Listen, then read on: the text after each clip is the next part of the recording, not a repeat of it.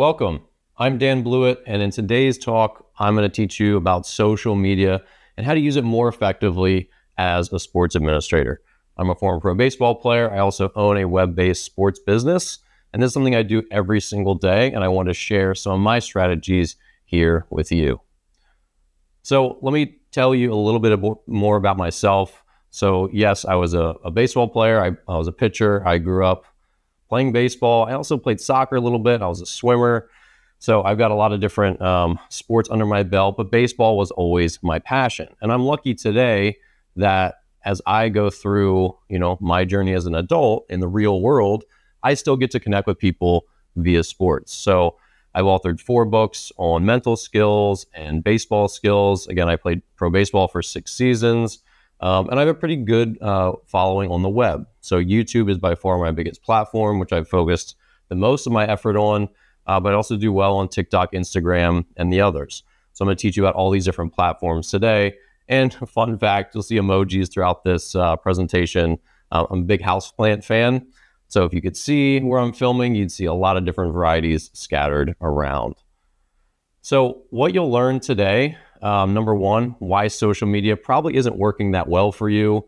Number 2, some of the best platforms to focus on, how to create meaningful, easy to create content, and strategies to grow your following. Because chances are you still have a long way to go. And ultimately the goal is to increase more participation in your program. So why do we need to care about social media in general, right? Isn't it just so foreign countries can spy on us? And maybe that's part of it, right? But really, social media can spread your message pretty far, and you can reach a lot of new people and be sort of your boots on the ground messaging system to get your mission in front of other people. It doesn't have to be this terrible, time-consuming thing, which it often is. And so again, I'm going to give you some sort of like shoestring budget strategies. I'm not here to sell you anything. I'm here to teach you some of the stuff that I do every single day that helps me increase my reach and spread my message. So before we get going, let's talk about some of your pain points. I want you to take a minute or two, grab a piece of paper or jot it down on your phone. I'm a big Apple Notes person, so if this was me, I'd probably type it into my Apple Notes. But what are some of your social media pain points? What are the things that hold you back from doing better and from reaching more people on Instagram, TikTok, YouTube, wherever? But take a few minutes and jot down some of those pain points. And I'm going to guess that some of those are equipment. You don't know where to film. You don't know if you're the right person to film for your organization. Maybe it's money, maybe it's time, maybe it's, all sorts of stuff. So write down a couple of those social media pain points for me. And I would bet you that we're probably going to end up covering a bunch of those in this presentation. So I want to see how at the end, some of these might match up with what I teach you today. So let's jump into it and let's talk about how social media can help. So first, let me talk a little bit more about my background with this. So again, I teach baseball, softball, and mental skills on the web.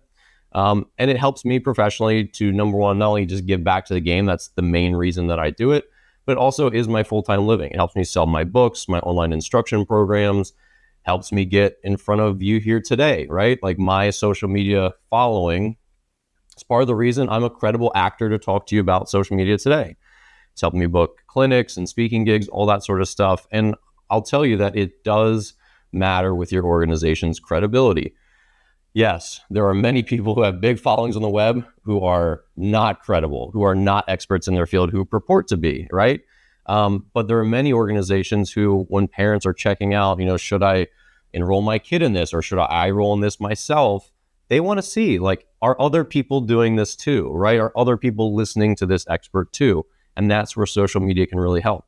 But the big thing is, social media gives you a chance to make your impact every single day. So whatever your mission statement is, you don't have to wait for them to come through your physical doors. You can reach those parents, those athletes, or those participants in general. You can reach them every single day. And that's something that I have really focused on. It's like, I know even if I don't have as many speaking gigs booked on the calendar as I'd like, I can talk directly to a coach. I can talk directly to a player. I can talk directly to a sports parent today and hopefully make a meaningful impact and maybe change their perspective forever.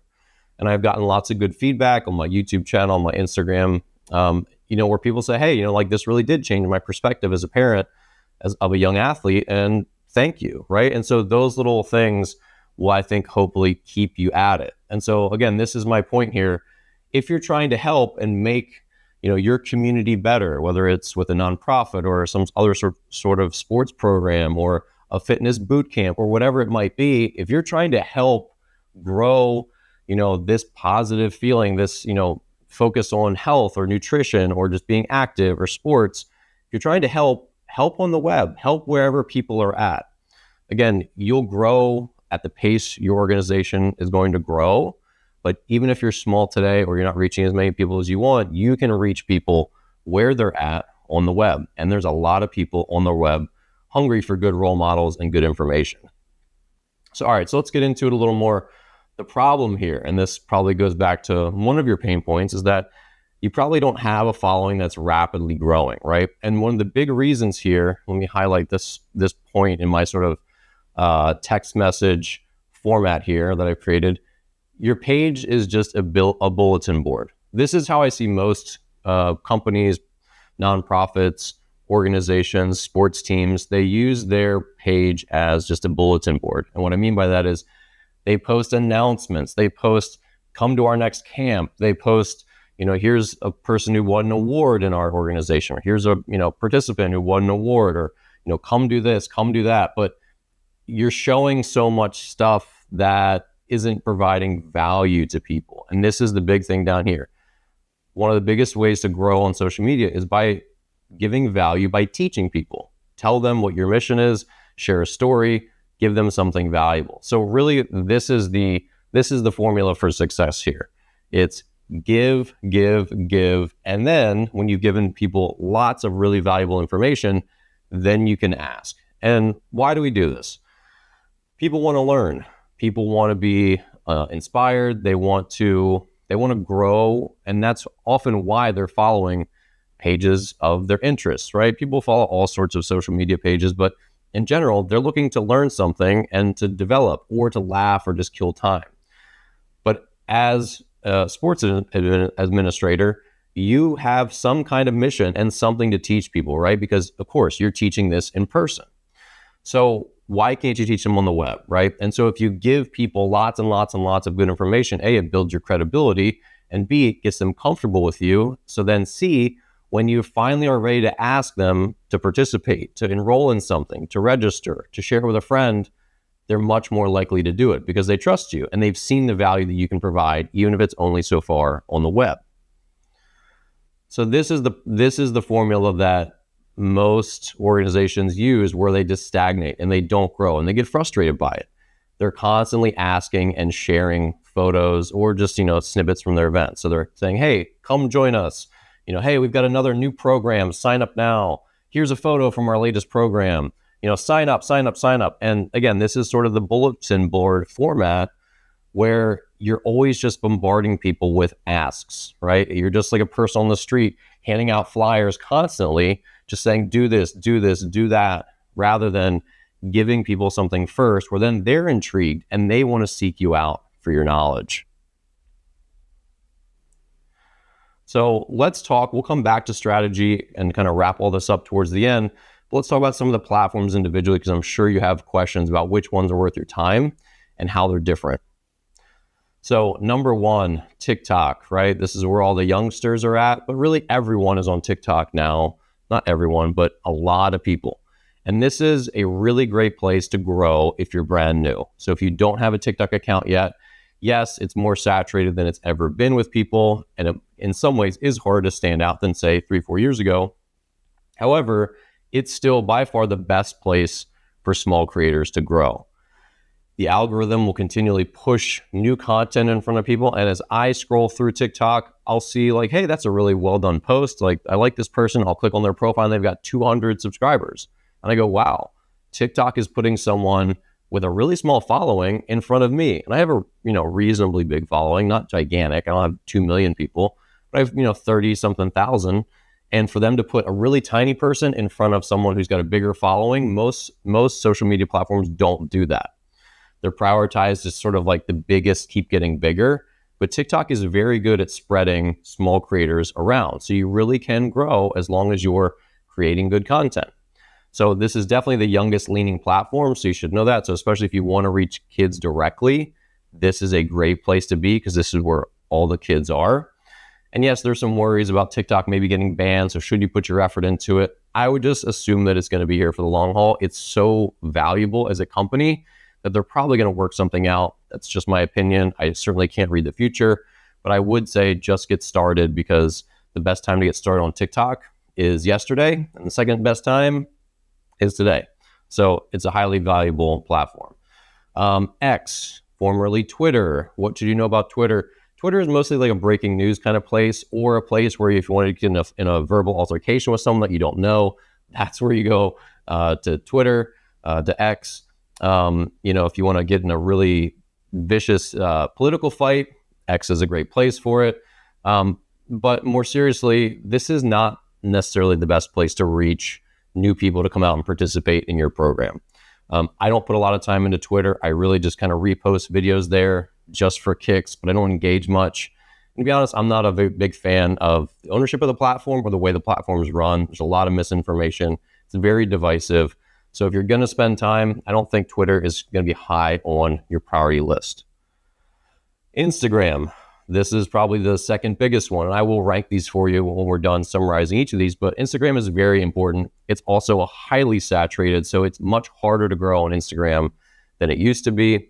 But video is king here, just the same as TikTok, vertical, 16:9 videos.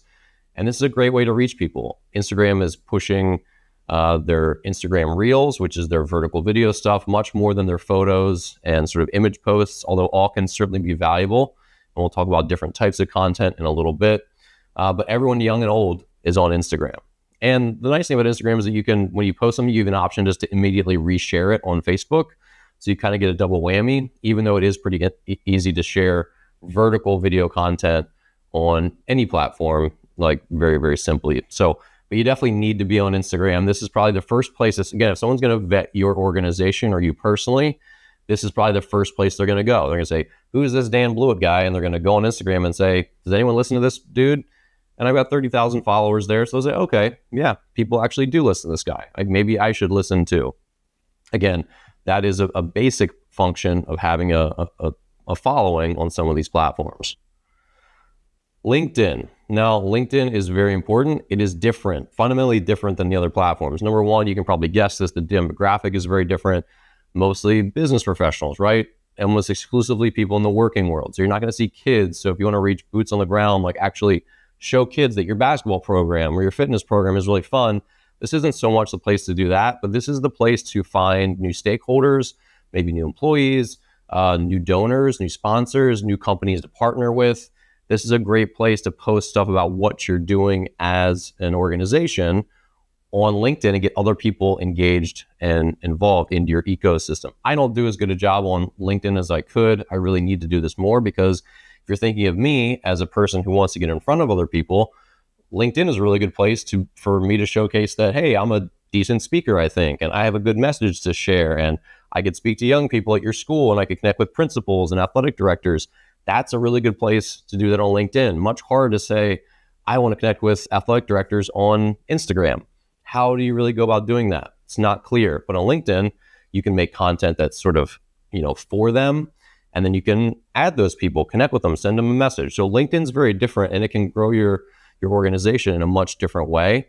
One thing to know about LinkedIn, it's much less video heavy and it's much more. So if you look over here, here I posted a video of myself and I'm very blurry and I look like I'm maybe extremely sleepy.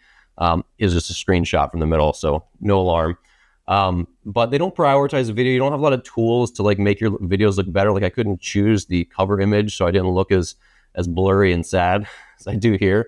But what you can see is I wrote almost like a mini blog post, just a couple hundred words in addition to my video, because LinkedIn is highly like text focused and it's much more of like a micro blogging platform than it is a video platform. So I knew if I just post this video and have a one line caption like I can on other places, it's probably not going to go very far. But if I post this video and have a good sort of write up about what's in the video or secondary to the video's content, then it can reach people a lot better on LinkedIn. So again, everyone's different. LinkedIn is much more of like a micro blogging platform. Share your stories, share what you're doing, and get other adults in your industry involved. Threads. Have you heard of Threads? Maybe you have, maybe you haven't. I don't know. This is Meta's competitor for X/Twitter. It's a much less divisive place, which is nice. I just kind of reshare stuff on here. I don't spend a lot of time on Threads. Again, as a sports administrator, you probably don't have tons of time to spend 2 hours on every single platform. So you're going to prioritize just like anyone else. I prioritize YouTube, TikTok, and Instagram. Those are by far my biggest things that I definitely want to create consistent content for. All the other ones for me, they fall by the wayside a little bit. Now, if I had a huge content team, which I don't, and a massive budget for that, then I would probably, make more content specifically for different platforms. But what you need to know about Threads is that it's new. We still don't really know what it's going to look like in the future, if it'll still be around. It seems to be doing fine. You can post, basically the same as tweets, any kind of media you want, pretty easy to use. So I just repost content that I've already made on Threads. Facebook. So Facebook is still alive and well. It is not a not kid friendly, but it's not a kid first platform. It's mostly older folks, right? Generation X and older. So Gen X and boomers are on Facebook. I don't do anything on Facebook, but I do post in Facebook groups. So over here on the right, I know this text isn't super big, but this is a list of different groups. So I found baseball coaching groups, softball coaching groups where parents are asking questions and coaches are trying to, learn new techniques or share things. And I'll post my videos in there. I'll engage here and there, and I'll reply to, parents' questions or coaches' questions. That's a really good thing to do. It's a captive audience of my kind of person, right? A baseball or softball parent. So for you, whatever your program is, you could look for basketball groups or, martial arts groups or, boot camp fitness groups or military fitness groups, whatever it is that you're doing, find those groups and be a helpful participant, much like Reddit. I'm not going to cover Reddit today because that's kind of a very different platform. I like Reddit. It's very valuable for learning things or finding nuances. And, if you want to learn a plumbing technique or you want to learn how to use the software or you have camera questions about a certain camera, Reddit's got answers for all sorts of stuff, but it's a little less clear how you grow your organization that way. Facebook, you can definitely post the content that you make and engage with people and try to get people interested in what you're doing. So Facebook is still alive and well. You just have to understand that it's a little bit different than some of the other platforms at this point. All right, YouTube. So YouTube is sort of in a category all of its own. It's very different, but it's very, very powerful. So I don't consider YouTube so much as like a social media platform. Really, I consider YouTube as like a learning platform and just a video platform. So it's much closer to Netflix, I'd say, than it is to Instagram. Now, YouTube has two main video sources. It has 16:9, right? The widescreen video that we all know and love. And then they have YouTube Shorts, which you'll see over here, which is their sort of, doom scrolling vertical videos. They have to be 59 seconds or less to be a YouTube short. Other platforms, they can be longer than that. I can post a 4-minute TikTok video vertical on TikTok, and that's fine. But a 4-minute video on YouTube, they're going to put it into widescreen, even if it's vertically filmed, which doesn't look great. So here's the things to know about YouTube. Number one, it's the second largest search engine to Google. Now, Google owns both of those.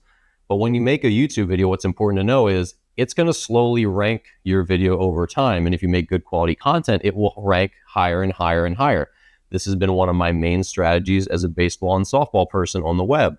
I've made many videos that people are going to search for every single year, like how to throw a curveball, youth pitching mechanics, pickoff moves to first base, all these sort of general things. I get hundreds of thousands of views every summer from a video on explaining how the balk works. Balks are kind of a confusing rule in baseball. I made a video explaining all the rules about the balk, and it's gotten like 500,000 views over time, and it continues to get more and more because it now ranks as the #1 video on YouTube when someone's trying to learn about a balk. They type in, what is a balk? How do balks work? What's a balk rule? What's not a balk? They're going to find my video, and then they're in my baseball ecosystem. So if you have something to teach people, like you have a fitness program and you want to teach people proper lunging technique and push-up technique and at-home exercises to do if you're expecting a child, or if you're a busy dad, or if you're a 14-year-old kid and you want to be better at basketball, you can make little programs and you can share just tips on all sorts of types of exercise. And those could rank really well over time and bring new people into your program. The one thing there is that they're probably not going to be locally targeted people. They're probably just going to be people from all over the web. But again, that's my point here in part, is that you just still want to spread your message. If you're passionate about fitness, share your message with everyone, even if they're not going to ever maybe come to your program, because maybe you're reaching people in China or you're reaching people in Seattle or and Philadelphia and Phoenix. Maybe you're reaching lots of people beyond your little local geography, but you're still reaching people. And that's ultimately, I think, your goal, where at the end of the day, you can say, I've made my impact on this world and other people. So YouTube is more for long form video. It's more for learning things. And it's definitely the best place where, aside from like Reddit, where there's a lot of text-based stuff, if you want to learn how to, change out, I don't know, the filter of your water filter in your sink, or if you want to learn how to, high level technique for, watering your plants, whatever it is, you probably search that on YouTube and there's someone who's got a video to teach you that. I'm one of the guys who's going to teach you baseball and softball skills. So you can find your niche, and it can be easy to grow on YouTube. And again, it'll rank long-term in their search engine. That can you make one really good piece of content now, and it continues to bring new people into your ecosystem for a long time. All right, so this is how I would rank the platforms in general. Now, everyone's going to be different. So, if your business is more focused on, getting donations, or that's maybe your job specifically for your organization, you really need to reach new donors. Well, then LinkedIn might be your personal, number one. But in general, most sports organizations, it's probably going to be TikTok, Facebook, Instagram first, where you can make short, vertical videos, share your message, and reach a lot of new people. And it will start to target them demographically. You can turn on and it'll say like Washington, D.C. or Dallas, Texas, or wherever you're at. You can target things locally a little bit more. You can do it on YouTube too. But these are probably the biggest three if you're going to focus. And fortunately, you can make one piece of content and share it on all of them simultaneously, which is great.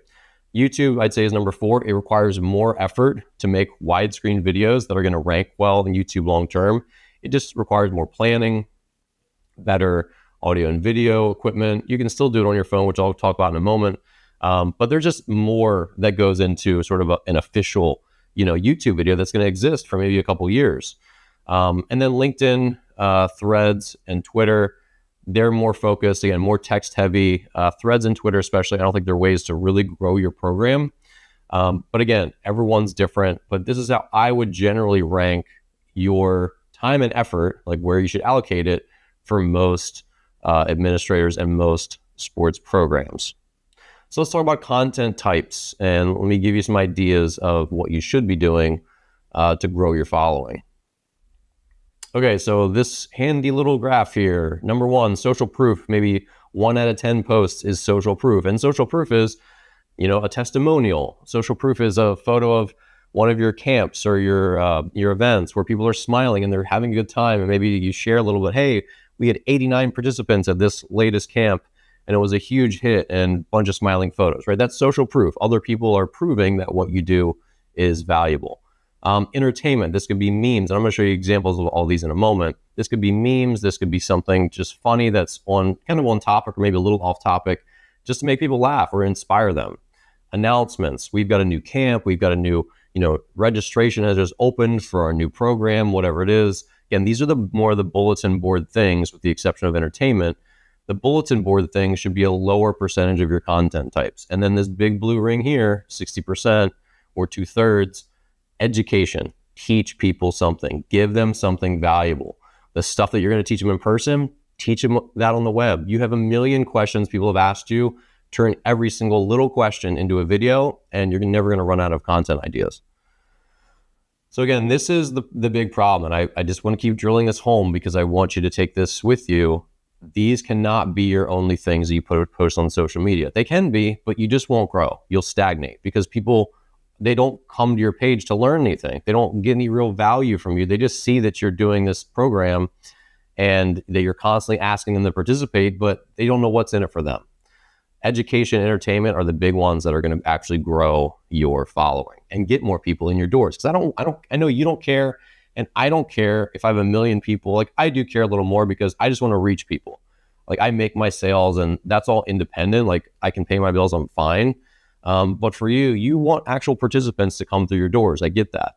And so we don't want you to just have a million followers, but no one comes to your camps or to your whatever, right? We want you to have actual participation. You'll get both if you teach people and meet them where they're at. All right, so here's a couple examples. Social proof, right? This is, I think, at this is the Tacoma Rainiers. They're a AAA baseball team. Just a photo, just reminding people that it's really fun to come to our games. People like it. They smile. We have a good time. We have a mascot that appears to be a cow. I'm not sure. And then, volleyball program, same thing. People smiling. This can be a lot of different stuff. It can be testimonials. It can be just photos of happy participants. But these are important. People want to see people who look like them or look like their kid or whoever doing the thing that you guys do. So make sure you do let people know that, hey, we do have participants. We are legit. And people have fun and they get better and they learn and they grow from being in our programs. Announcement. These are necessary. I do these as well. This is one of my old advertisements essentially for one of my mental skills boot camps. So I'll throw these up when they're relevant, right? This is from the National Park Service. They do such a great job. Everything they do is funny. It's Fat Bear Week, right? So my job is just Fat Bear. But I guess they're posting tons of bear stuff that week and they wanted you to know about it. So cool. And then this is one I screenshotted from Arizona State. This is an author series. And again, they're just showing people, what it is they do. One thing I don't love about this is the contrast isn't great. So as people are scrolling, it might be a little harder for them to read and get all the information that they want. So I think this one is a lot more effective. I think mine is a lot more effective. I'm giving you everything you want to know in an easy to spot format. And then you can always read the captions for more information after that. Entertainment. So these are two of my faves. I know this one's a little small, but Wawa, very near and dear to my heart. I live in Washington, D.C. I've played ball all up and down the Mid-Atlantic, and I ate a lot of 4 a.m. meals at Wawa because when you're on the team bus and you're busing 8 hours overnight from one town to the next, it's pretty hard to find a decent meal at 4 a.m. But Wawa, you can get a hoagie, you can get lots of different stuff. So, I'm a Wawa disciple. So I follow their content, but they do an amazing job because they just make you laugh and engage and remind you that you love their brand. So the drink she told you not to worry about. So Wawa does an amazing job. Taco Bell is incredible. The National Park Service is incredible. They're just so funny. Like this one, bison may look friend-shaped, but they already have all the friends they want. Keep your distance. And this is a real thing with them. They're constantly telling people, please visit our parks, love the outdoors, but stop interacting with wildlife. You're messing with them. This is not healthy for them. And people legitimately get killed by bison and these crazy animals because they forget that they're wild animals. So the National Park Service is constantly reminding people, albeit in an often funny way, look, these are real creatures and we want you to come witness how beautiful they are, but they'll also kill you. So please use caution. They do such a good job. Education, lots of different ways to do this. And I'll show you another slider. But this is a vertical video for TikTok. This is the cover image, which we're going to talk about. This little sticker is important. Helps people have a contextual idea of what it's about. Is your arm dragging? This is a YouTube thumbnail, a widescreen, 16:9. This was a throwing drill where I was teaching players how to throw sidearm and using a pickleball racket as a way to feel for that, which I think was really valuable. But this is a thumbnail that's going to show you like, hey, this drill involves a racket. What's it about? Seems interesting. Let me click on it. And then here, this is a NPR thing. And again, they're just trying to teach people, right? So this is the cover slide. It says, what does divestment mean and does it work? Especially during all the protests in the last couple of years, people are like, we want you to divest your investments from this country or this country or this country. And you hear the word divestment suddenly in the news cycle way more than anyone does, typically. And people are asking, I don't exactly know what divestment is. And so NPR is here to teach you and get you into their ecosystem of like providing good quality education. So what this was is you click this one, then you can swipe to the right or left, and it'll explain with each subsequent card. And I'll show you another example of that in a moment. But again, demonstrating and teaching can take a lot of different forms. This is one. I'll give you a couple other examples. For me, like some of my videos, they need to be me actually showing the thing and not just talking about a skill, right? Like I'm just talking head at you right now. but I get out there and I film videos in a park by myself, throwing into a net and doing all sorts of stuff, and demonstrating it is super valuable. So if that's something that you could do, whether it's a fitness exercise or a basketball or soccer or whatever, see if you can find someone in your organization to go out and demonstrate this stuff, because it's important. Talking head, these are way easier to produce, right? Like I'm sitting here at my table, I've got my background, which we'll talk more about, and these are very easy to create, right? You just need a camera in front of you and microphone technology, especially in phones. Like I have my new iPhone here. They're getting better and better, so you need less and less equipment, which is great. But these are easy to make, but they're also less engaging. So understand, if your account is all talking head videos, they're not going to get as much reach, right? If I make this video and this video, if they're the same exact topic, say I was like just talking about sliders, this one I'm actually demonstrating and this one I'm actually talking, the demonstration is going to get way more reach. The algorithm is going to push it in front of more people because the scene changes more, there's more things going on, and these video algorithms are very good at saying, hey, this video has probably got the elements that will be interesting to someone versus just this dude's bald head is coming at me the whole time, right? So talking head videos are very valuable. They're a big piece of my content because they're easy, they're quick, and I'm still sharing a good message, but they're not as engaging as other forms, so just keep that in your back pocket. Green screen news, I think these are great. I use these. I actually need to get back to doing more of these, to be quite honest. But it's real simple because many of these programs, like simple video editors, like CapCut is one you can download for free on your phone. There's a lot of other really good mobile video editors. TikTok and Instagram also have this feature where you can just sort of green screen out your background automatically. So even if you take it without a green screen, it'll just like cut it out around you. And then I take a photo of an article that I was reading that was relevant to my audience, and then I talk over it. Very, very simple. So baseball home runs are increasing thanks to climate change. A very quirky headline, quirky article. And I was like, this is fun. Let's talk about it, right? And I posted that, and it actually got pretty good reach, and people were discussing it a little bit. So anyway, you can do this with all sorts of stuff. So if, say your program is all about fitness for young people, well, you can constantly do this and talk about, hey, there's growing rates of obesity between ages 7 and 14, or, here's a study about the mental health effects that really become positive when a young person exercises 3 or 4 days a week. You can talk about all sorts of stuff. There are so many headlines that are, you're reading already every single day that you could just very easily turn into a really high quality, like you're the pundit, you're the expert post, right? Comment on stuff. That's what we do that's what we watch all day long. We listen to podcasts to hear our favorite experts comment on the news cycle, right? We watch videos on social media, watching people comment on current events. This is the same thing. It's a really nice, easy, engaging way to create some content. Let's go back to the image and text slider. So if you're not as much a video person, or you're just like, you can't possibly get this going right now, okay. This is just like the NPR example. I made this one for mine. Should kids play multiple sports? So the first one is very attention grabbing, right? So a parent might see that and be like, oh yeah, I've been thinking about that, or I've seen other videos about it. So they click on it, they can slide to this one, and I just give my take, right? Like, kids should play as many sports as they want. They're for fun. Character building is a nice benefit. But over time, kids do probably need to choose one, but the time is not when they're 12. It's probably when they're 16.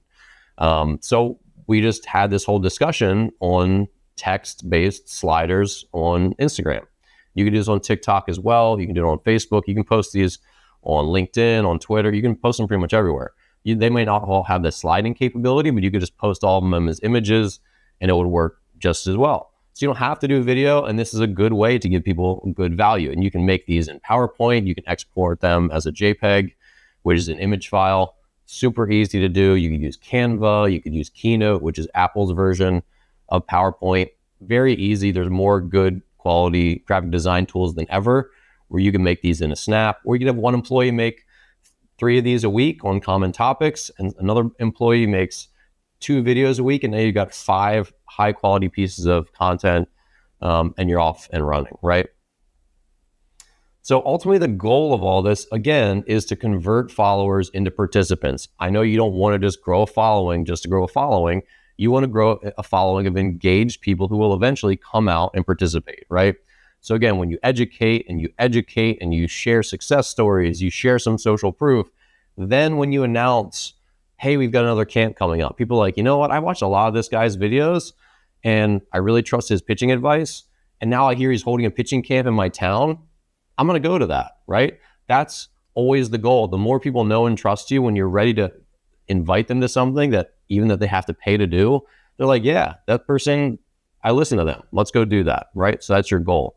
But one more content piece that I really want you to think about, which is especially, I think, useful in yours, I need to do this more myself, is adjacent content. So as a sports administrator, your organization is probably dealing with some combination of young people and parents, right?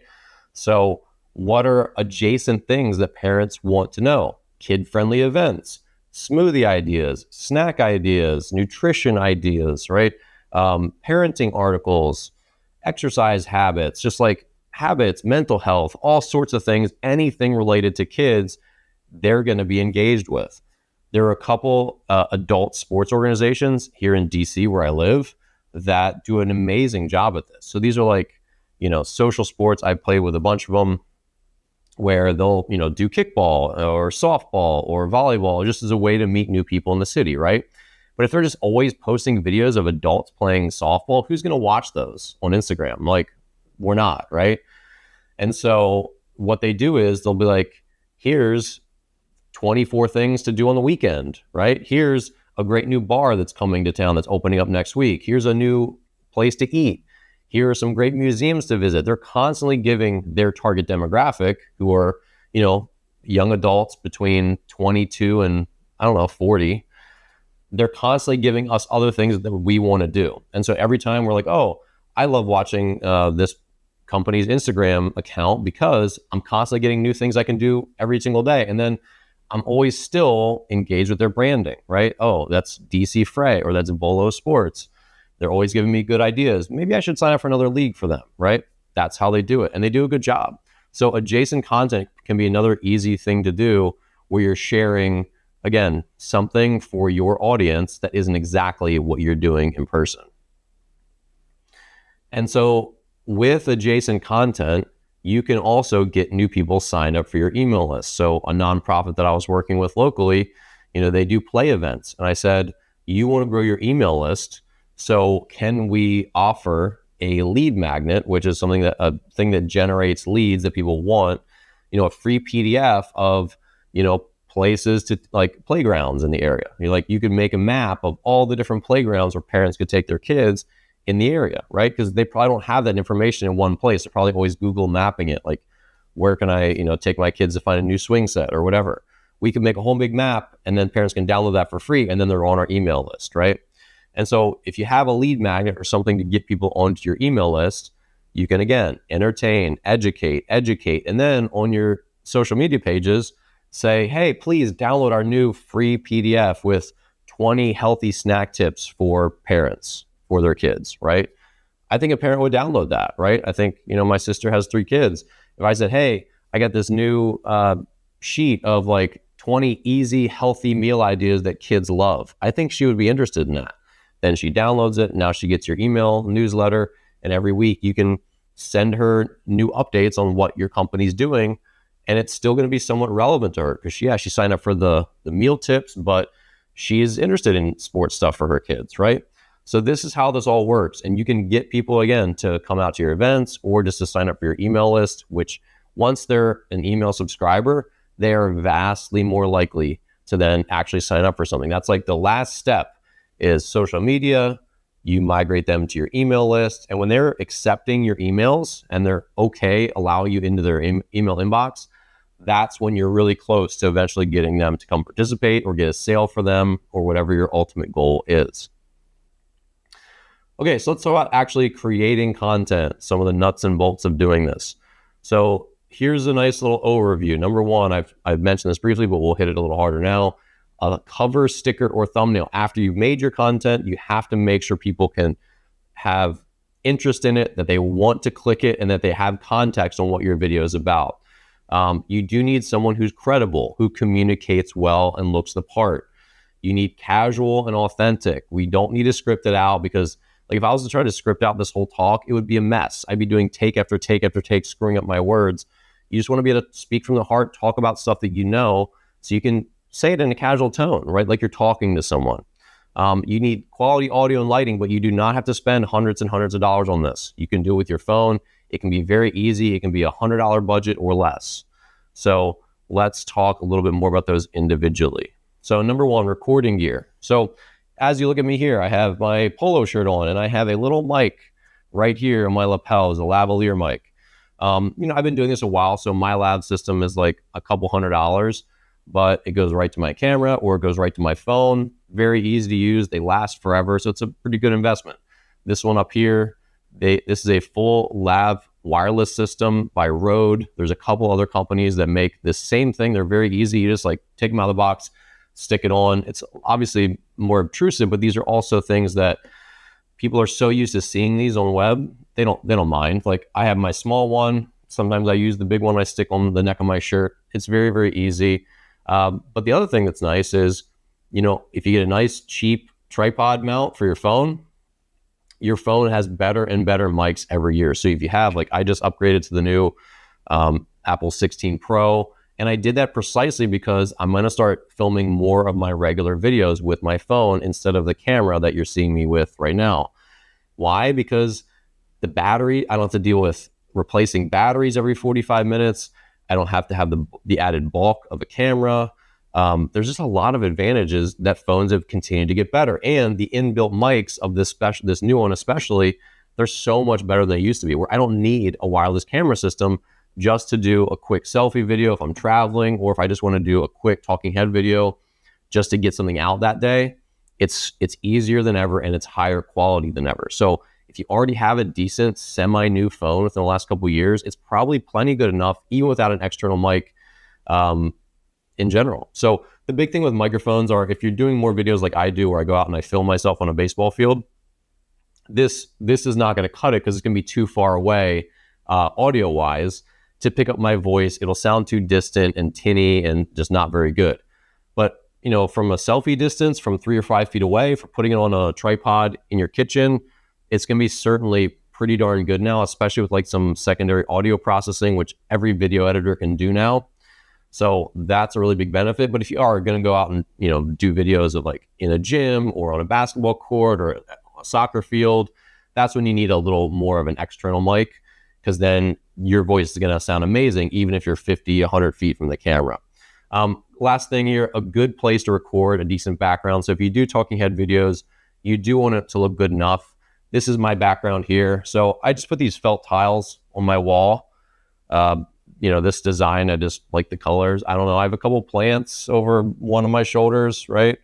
And a couple plants vining down. It's just not distracting. It looks professional enough. And the felt tiles give me a little audio dampening, so it sounds a little better. But you can make this your own. And I'd go through YouTube, search how to make a nice YouTube background. And there are people just showing you how to set it up, how far away to be. You have a shelf behind you and a plant on it and a lamp. And if you just find a little bit of place, and I've consulted with a bunch of different firms about this. I helped a law firm get their background look good for their videos that I was working on them with. Just finding a little bit of space where you just like slide your table in front of and then just do your videos, it becomes very easy. So you can edit on your phone. Again, I want to drive this home. You don't need to go buy a camera. You don't need to go buy expensive equipment. The phone you have is probably good enough. Now, as an organization, you might want to use just like one phone for everyone, especially if, you might not always want to do this on your personal phone. I'm a one-man show, so it's not a problem. But, if I had a big organization, I wouldn't want to be like giving them my phone to do videos every single day. But you can buy a used one, whatever, or maybe have an old one, or maybe you're the one doing it, so you don't mind doing it that way. But just don't overcomplicate it. And this is about as powerful as technology's ever been in your pocket. I do want to talk about resharing other people's content. And here's the thing. Fair use is a real thing, right? So if you were going to take a clip of, Phil Jackson, the legendary basketball coach, from like a CBS interview, if you're going to share a 30-second clip of him talking on your Instagram page, are you going to get sued? This is not legal advice, but no, probably not, right? That's probably almost certainly falling under fair use. because you're just sharing the information. You're probably not selling anything over it. You're just saying, here's a great clip I heard, and maybe you're commenting or maybe you're just sharing it. However, if you were to take one of my videos and just share it on your page without asking me, that is not okay. That's stealing. Creators put a lot of effort into their work, and we don't like to have our stuff just show up somewhere else without any attribution or being stolen. And giving us attribution doesn't give you the right to steal it. You know, people do this all the time where they will take one of my videos and they'll have tagged me in it, and they're like, oh, I thought it was fine, I tagged you. Like, you're getting more exposure. I'm like, nah, I didn't authorize you to do that. I don't endorse your program. I don't know what other stuff that what your message is. Like, I don't want to associate myself with your brand because I don't know and trust your brand, and I'm not your endorser. So it's not okay. So just be really careful. In general, just make your content yourself. It's easy to make your own memes with a photo. It's easy to just, again, get on camera, but in general, just make it yourself. So I obviously I cannot give you legal advice about what is fair use and what is not, but in general, just engage with your people and make your own content. But let me talk a little bit more about this, engaging with your followers. You're trying to get people through the door, either to sign up for your email list or to come participate in your programs in person, right? So when you post this good content on your page, whether it's Instagram or YouTube or wherever, when you post it and people comment on it, you need to reply to those comments. Way too many people don't do this. They'll post their content and then it's 6, 7, 8 comments later, it's crickets. They don't get anything back from the brand or from the creator. And then your question is this really your mission? Do you really want to help people? Because if you do and they have follow-up questions, wouldn't you want to talk with them? Now, I can't respond to every single question, and I do get some angry comments and some just flatly rude comments, and people are very courageous from behind, their screen where they just want to talk smack to people and be rude and disrespectful for no reason. That happens, so be ready for it. It's not the end of the world. You just kind of move on, try to approach them with kindness. You won't be perfect. I'm not perfect. Sometimes it makes me angry, and I'm like, why are you being rude? This was free content. Like, what's wrong with you? But you have to do your best. I mean, we're all still human beings, right? You just do your best to think, what would a good diplomatic customer service rep say here, right? Someone who's just being rude for no reason.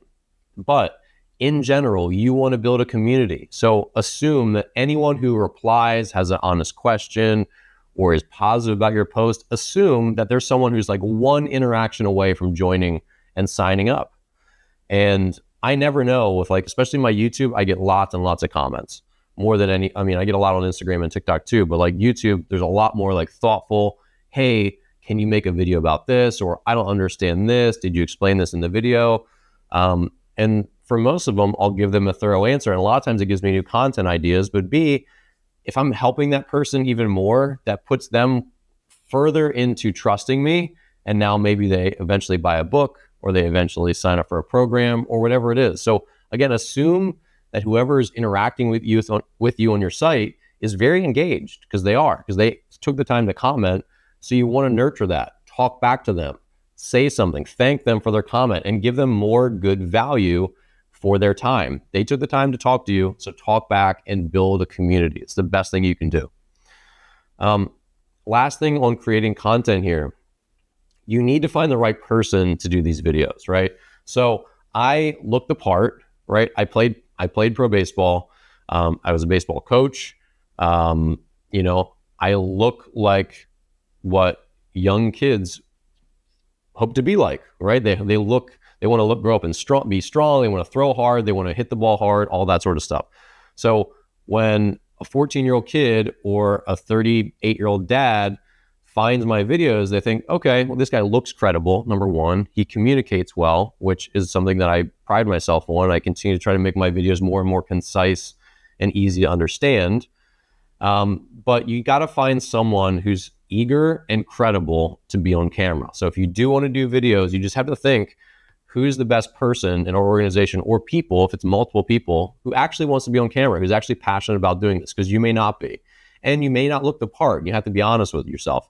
Look, I'm going to age out of this at some point. If I'm 57 years old, still making videos about pitching, people are not going to be listening to me very well. They're going to be looking at the new 35-year-old, the new 30-year-old, the new 25-year-old who's teaching them about pitching, right?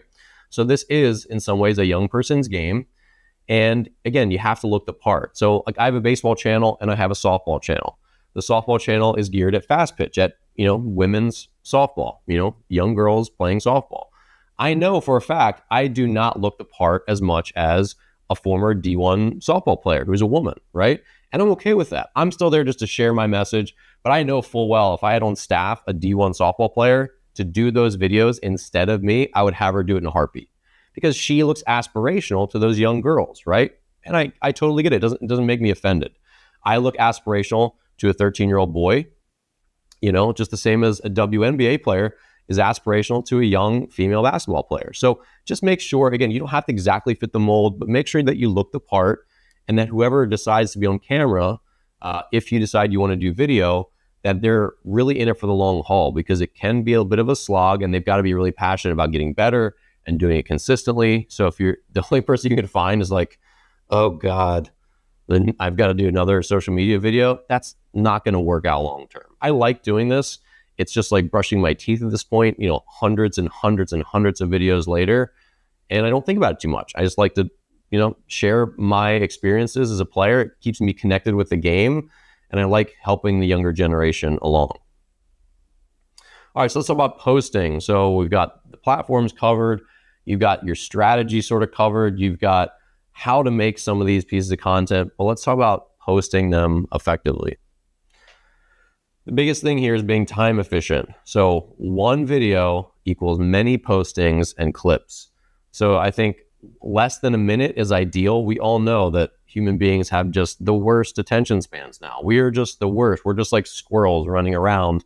We can't focus on anything. Thank you, TikTok. Thank you, Instagram. People don't read books. People don't read long, thick bodies of text anymore. It's a short attention span game. And that's okay because it takes the pressure off you. You don't have to make the longest final word on anything anymore. And you can take videos that are more sort of bullet point format, which I'll talk about in a moment, and you can chop that up into lots of different clips, which is very effective for your time. So say you were going to do long form and short form, which is something that I do. The way I do all my videos now is I structure them out as bullet point tips. So this video here, 5 fears of youth sports parents. Guess how many fears you're going to get if you watch that video? Hey, 5 of them, right? So I bullet that out as I script these things. I loosely script my videos just so I know what I'm going to talk about, right? This is part of my planning phase. Planning makes everything easier. Organization makes everything easier. So fear number 1, it's like of your kid getting left behind, right? You have this FOMO for your kid missing out on opportunities. Parent fear number 2 of them getting injured and, being really sad. Fear number 3, being stuck with a coach who's just really unpleasant and like maybe ruins their sports experience, right? So those are 3 of the 5. I don't remember all 5 from this video, but guess what? Each one of those 5 will then become its own single video. I will clip this 5, maybe it's a 7-minute video and there's a little bit of intro and outro, and then maybe it's 1 minute for each of the 5 different fears. Each fear is going to become its own vertical video that I will then send out on all the different platforms. So this is your formula to think about. 5 is a hypothetical number. We're using it just because that's the example here, but one video becomes 5 clips posted on all 7 platforms, right? So YouTube, so good. Here's clip number 1, number 2, number 3, number 4, number 5. That's your 5 clips. And then each clip goes to YouTube Shorts, TikTok, Instagram Reels, Facebook Reels. I post on Threads, on LinkedIn with a longer caption, and on Twitter, right? So one clip gets you a lot of reach. And again, even if some of these platforms are not your big focus, which, again, like Twitter, LinkedIn, Threads are not a big focus for me, but these ones are. And now I'm getting good reach every time I make videos on all this stuff. And again, think about this. I made one video and now I got an entire week's worth of content on all the social media platforms from that one YouTube video. So that becomes a very time efficient thing to do.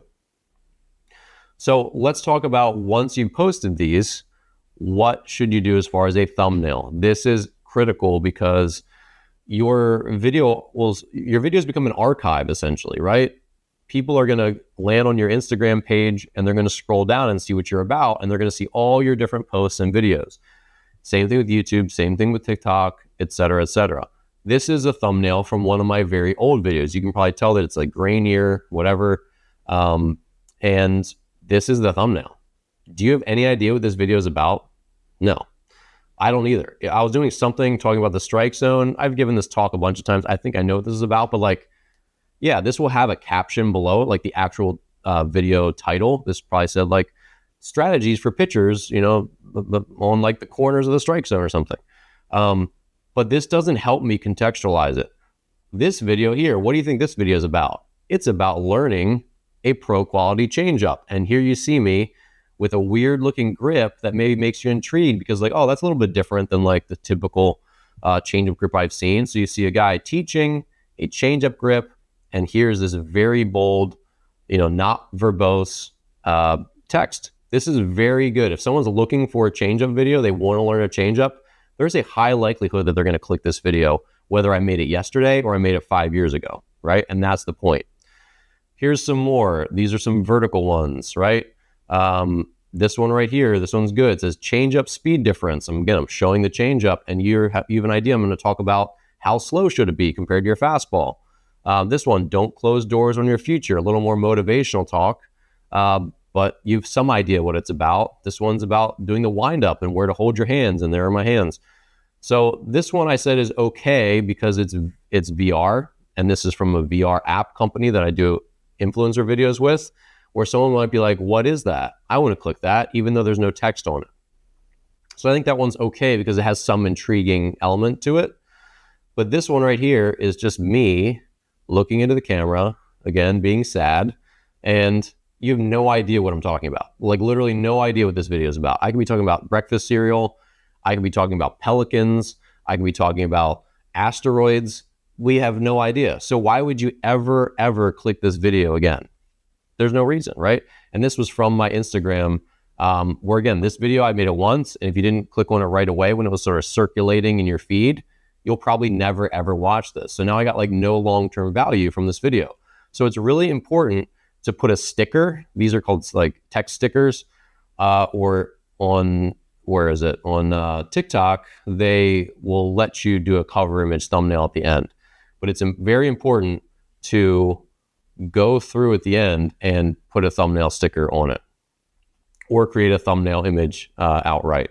So like this thumbnail, let me go back here. These are thumbnails that I create in Canva, or you can create them in PowerPoint. I create them in Adobe Illustrator because that's a program I'm really comfortable with. But these are their own image that I use as the dedicated thumbnail. Whereas these ones, and that one was too for the changeup, these ones, this is text that I just wrote in Instagram or TikTok that as a sticker, and then you can choose that image of that scene or that exact like moment in the video as the cover image, and then it'll display that. So it doesn't have to be a dedicated thumbnail that you created separately. You can just put a sticker in the video and then use that image. You can scrub through and find it. So let's talk about posting schedule. So this is both for posting and creating. Let's look at these cookies for a moment. So chocolate chip, a little bit of salt, or I don't know, maybe dandruff. We can't really tell, but we'll assume it's sea salt. This batch of cookies is batching. Batching is important. So you want to create your videos in batches. So I plan them out, maybe once a month. When I get ideas, I'll flush them out, and then I'll print those sort of outlines out, just like bullet points. And then I'll take that out and I'll film 4, 7, 10 videos in one batch at some point. So now I've got content for the rest of the month. I can take my time editing it, and I can take my time clipping it. And if I've filmed 8 YouTube videos, I probably get 30 clips out of it. So I've got an entire month, if not more, of complete content for both YouTube and for my other social media accounts. Very, very valuable. And then I can drip them out, like 3 or 4 posts a week on Instagram and TikTok. You don't have to post every day. Just focus on long term. If you're just doing even just 2 a week, it's going to add up over time. 8 weeks later, you've got 16 posts. That's going to fill up your Instagram a good amount with like good quality content, where when someone lands on it, they can click a couple and they've learned a bunch of things from you. So it doesn't have to consume your life, but it does need to be regular and try to be consistent. Even if it's only twice a week, that's fine. If you get to 3 or 4 or 5 days a week, fantastic job. again, I post probably 5 days a week on most of my social media, and I post one full-length YouTube video to each of my channels, although I've been a little slow on my softball channel lately. Where do you get more ideas? The comments. This is, again, why you should engage with your community. And at the end of the video, be like, hey, what do you think about this jump shot technique? Leave me a comment in the descriptions below. People will love to talk about what they do, right? They'll tell you, oh, when I shoot my jump shot, I do this or I do that. Try to get people to engage. And when you make good quality educational content, people will ask you for more. They'll ask you questions. And when people are asking questions, you'll get more ideas about what people do and don't know. I continue because I played baseball at a high level and I've coached young kids and I like coaching young kids, but I still am astonished sometimes that a parent will ask a question. I'm like, oh yeah, that's not obvious, is it? To someone who didn't play the game at a higher level. And then I'll make that video. That's literally why I made my video on the balk rules in baseball. I got so many comments from my pickoff videos about, is this a balk? Is that a balk? If I do this, is it a balk? I was like, and then I searched, I'm like, there's no good video that really helps people understand this rule. So I made one. So comments can be extremely valuable in finding ideas for your next video because, again, every question is a video. And every question can probably be distilled down into a simpler question or to many like tangential questions. And now you've got from one question, 5 different questions that become 5 different videos. So engage with your people and source ideas from not only your social media accounts, but other people's. Who are the other experts, the other organizations that you work with, other people that you follow and admire. Go through there, see what videos they've made, make your own version of it in your own words. Don't steal from them, but like I do this sometimes. I'll go see what other people are doing. I'll be like, oh yeah, I should make a new video about recruiting or about, sliders or whatever. And just like do it from my experience, right? So just get ideas all over the place, but comments are really great. Your emails are really great. People are coming to you for answers. So be the expert and help them out. All right. So final thoughts. Let's summarize a little bit. And the robot emoji is one of my favorites. Let's talk about how we get going here. So yes, I know I told you to sign up for TikTok. So you might feel like Abe Simpson, where you want to go out and yell at clouds and the whippersnappers and urge them to get off your lawn. Just remember that it doesn't matter how old you are, you can get started on all this new technology and you can do really well with it. And you can grow your organization and get your message out there. You just have to get started. Don't expect yourself to be perfect. That's why I don't want you to feel like you need to go buy new equipment. Yes, I have 3 different cameras that I use because it's a higher quality experience for my viewers. And I'm big on, if I'm going to do it, I really want to do it well. And I've had no problem reinvesting some of my money into cameras, into better microphones. I've upgraded stuff and upskilled myself over the years. But that's not how I started. But when I did start, my videos were not great. The audio wasn't great. The video wasn't great. I was more long-winded. And guess what? I just got started and I shared from the heart things that I thought were important.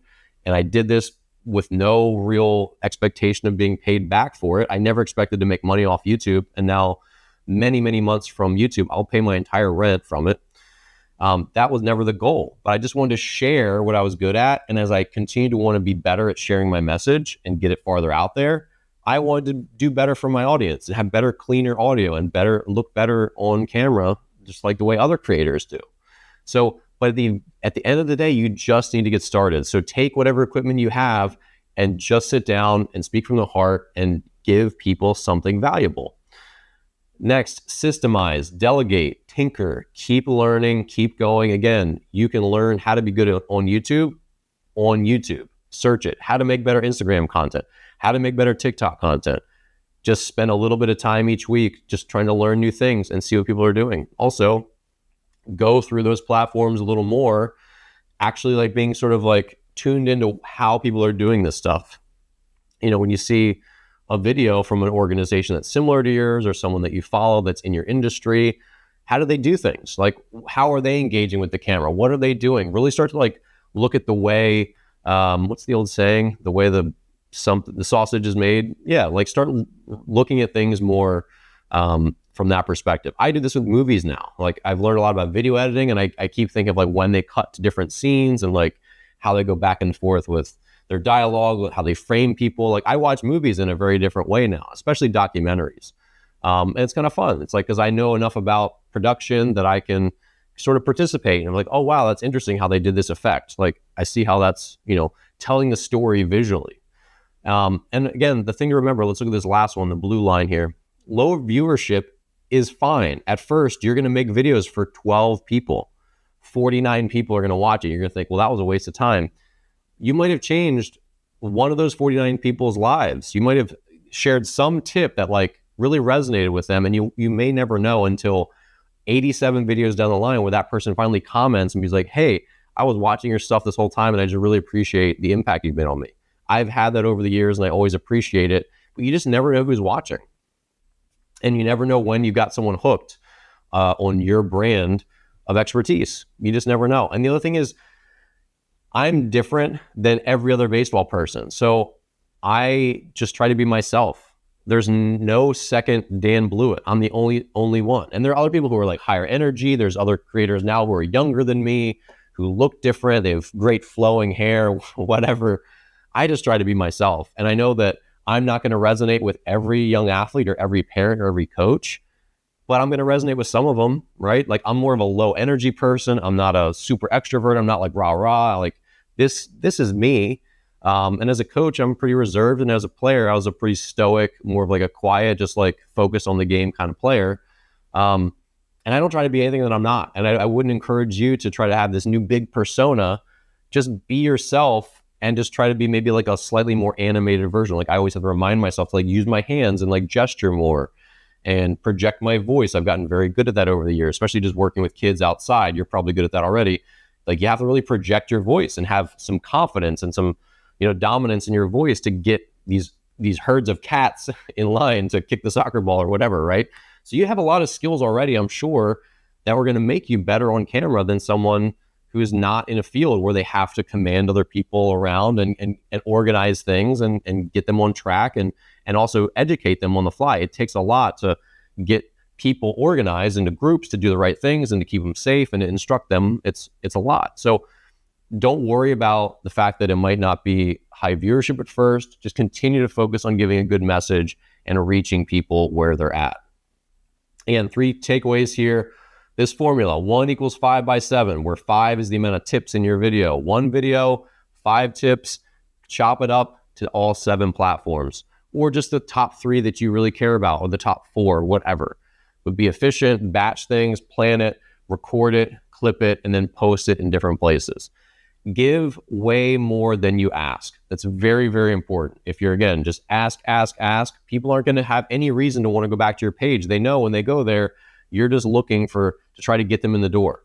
They're going to want to go back to your Instagram or TikTok account when they know that every time they go there, they learn something new and they see the world in a different way. Provide real value to people and speak your truth, right? This, even if you reach lots of kids or adults or whoever in person, you can still reach them, kids that would never come through your door in TikTok or in Instagram. You can make a real difference in people's lives every single day if you have the courage to go out there and make this content and speak your truth. And I really think it's worth it, especially as someone who's doing this to reach people, reach them where they're at, all right?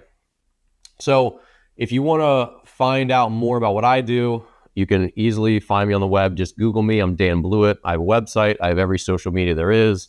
I'm very conspicuous and easy to find on the web.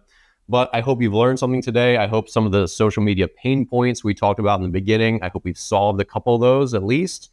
And feel free to reach back out. Again, you can shoot me an email through my website, message me on social media, tell me where you watched this presentation, and we'll talk. But again, thank you so much for your time. I hope you learned something today and have a great rest of your day.